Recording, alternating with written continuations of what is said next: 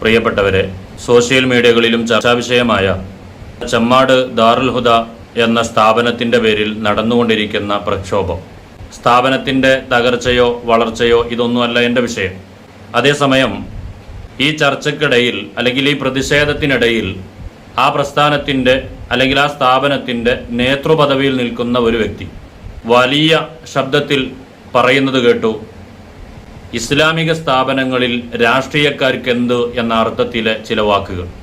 ഞാനിത് കേട്ടപ്പോൾ ഞാൻ ആലോചിച്ചു പോയത് 2012 കാലങ്ങളിൽ, അതുപോലെ ആ ഒരു ചുറ്റുപാട് കാലങ്ങളിലൊക്കെ മഹാനായ സുൽത്താനുൽ ഉലമ ഉസ്താദിൻ്റെ നേതൃത്വത്തിൽ വളർന്നുകൊണ്ടിരിക്കുന്ന മർക്കസ് സഖാഫത്ത് സുന്നിയക്ക് മുമ്പിൽ മുസ്ലിം ലീഗ് എന്ന് പറയുന്ന പ്രസ്ഥാനത്തിൻ്റെ വലിയ തമ്പുരാക്കന്മാർ ടെൻ്റ് കെട്ടി ദിവസങ്ങളോളം പ്രതിഷേധമർപ്പിച്ചപ്പോൾ ഒരർത്ഥവുമില്ലാത്ത ആ പ്രതിഷേധങ്ങൾ നിർത്തണം എന്ന് പറഞ്ഞാൽ കേൾക്കുന്ന ആളുകൾ പോലും അത് നിർത്താൻ പറഞ്ഞില്ല എന്ന് മാത്രമല്ല, ആ ടെൻറ്റുകളിൽ വന്ന് പ്രതിഷേധ സംഗമത്തിന് ആശംസ അറിയിച്ചു എന്നത് ആ കാലഘട്ടത്തിലും ആ സമയത്തും ഇല്ലാത്ത പ്രസ്താവനകൾ ഈ വിഷയത്തിൽ കാണുമ്പോൾ വലിയ സങ്കടം തോന്നുന്നു.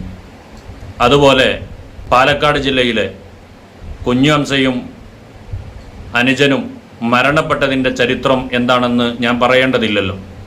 പച്ചക്കള്ളം പറഞ്ഞ് മറ്റൊരു സ്ഥലത്തേക്ക് കൊണ്ടുപോയി സ്വന്തം മൂത്രം കുടിപ്പിച്ച് കൊലപ്പെടുത്തിയിട്ടുള്ള ഒരു വർഗം, അവരോടത് ചെയ്യരുതേ എന്ന് പറഞ്ഞാൽ അനുസരിക്കുന്നവരാണ് ഈ പ്രതികരിച്ച തങ്ങൾ ഉൾപ്പെടെയുള്ള ആ പ്രസ്ഥാനം.